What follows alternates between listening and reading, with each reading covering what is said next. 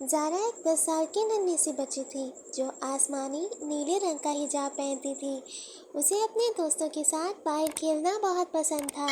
ایک دن دھوپ بھرا خوبصورت دن تھا جب زارا نے دیکھا کہ پارک میں ہر طرف کوڑا کرکٹ اور پلاسٹک کی بوتلیں بکھری ہوئی ہیں۔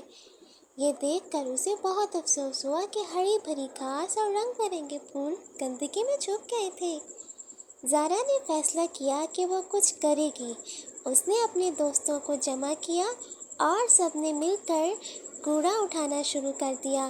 انہوں نے ری سائیکل ہونے والی اشیاء کو الگ کیا اور باقی کو دوسرے ڈبوں میں ڈالا۔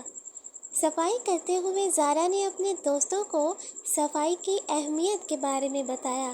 اس نے کہا، صفائی صرف ایک فرض نہیں بلکہ اپنے ماحول سے محبت اور خیال رکھنے کا ایک طریقہ ہے۔